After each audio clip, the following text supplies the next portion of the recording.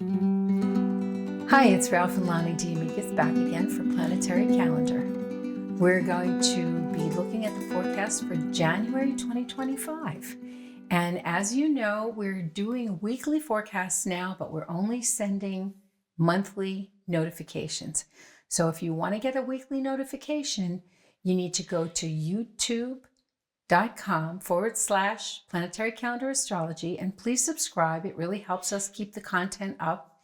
And if you hit the notification bell, you'll get a notification every time we post anything at all. And now we're going to look at January 12th through the 18th. Starts out with a Mars trine Neptune. Yes, and you got the moon is going to be trine to Venus and trine to Saturn. So a nice social day. Remember that Mars is retrograde, so. Yes. The only challenging at all part is there's going to be an opposition between the moon and Mercury. So everything will tend to go smoothly, except you may miss phone calls. Something like that, something funny like that. From mom. From mom, right, exactly. There you go. Better call her back. Yes, please do. The full moon on the 13th. Yes. You know, somehow the full moon and the number 13 adds a little extra trepidation to people, but don't worry about it. It's taking place at 23 degrees in the sign of the Crab and 23 degrees at Capricorn, the sign of the Sea Goat. Moon is in the Crab all day long, Cancer.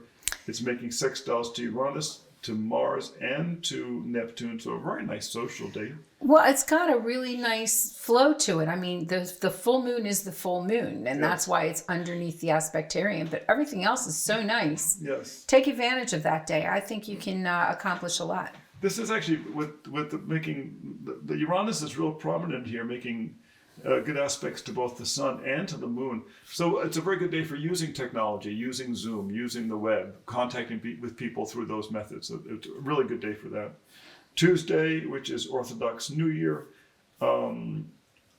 which is the 14th, you have the moon is going to be sextile Jupiter in the course of the day. So that's going to happen. The moon changes sign very early in the day, 1:11 a.m. into Leo, the Lion. So it's basically a Leo moon all exactly. day. So the Jupiter in Gemini is going to make a sextile to it. It's going to be opposing Pluto. And it's going to be but it only happens very early on because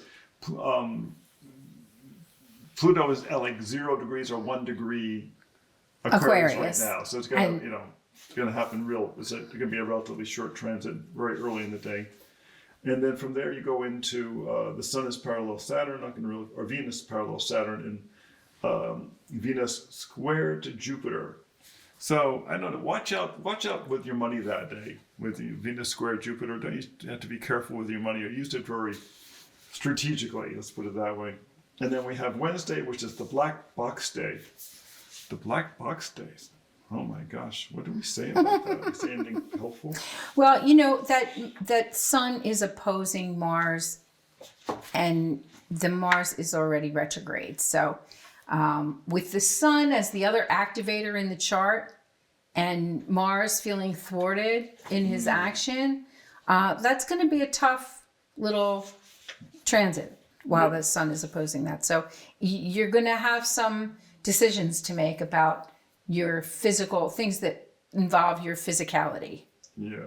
Expect a certain amount of chaos and opposition today. Some people may have a hard time speaking and be subject to outbursts. You Leos, you Lions, behave yourselves. So, okay. The 16th, look at that. They're like nothing. The moon goes into lovely Virgo. Yes. Pretty early in the morning, at the beginning of the workday anyway, and Virgo gets it done. You know, I love a Virgo moon. I really get focused. I get everything that I need to get done. Exactly. So nice, easy Make day. that list so you can cross stuff off. Yes. And then we go on to the 17th. The whole day is again under a Virgo moon. Yeah. On Friday the 17th, right? Virgo moon all day long. A few challenges come up. There's a trine to Mercury, which is good because, Mercury is Virgo. Mercury is the ruler of Virgo. It's the social expression. So that the connection between Mercury and the moon at that time of that sign is a real easy one. Real good for communications. But You got a square to Jupiter from the moon, an opposition to Venus, and an opposition to Saturn. So it's going to be a social day, but there might be a lot of demands on you. Well, it looks like the boss, is really taking issue with what the worker it needs to accomplish. Yes. Although, you look pretty set on your path there with that trine to Mercury. So stick up for yourself. Yeah, exactly. And the sun is trine Neptune, so have the big picture. Neptune really helps you get the big picture. With these outer planets, they're very good at that. And if you're the boss, Saturn, you're hanging out with Venus, so just be cool. So on the 18th, we have Virgo moon all day long up until late in the day, 7:32 p.m. when it goes into Libra. You have, which is making all kinds of nice aspects, a trine to Uranus, sextile to Mars, a trine to Pluto. It is making an opposition to Neptune. And then on the line, you have Venus is conjunct Saturn. So it's Venus and conjunct Saturn in Pisces, which really makes Saturn a lot nicer, which Saturn's not been the easiest one to deal with recently.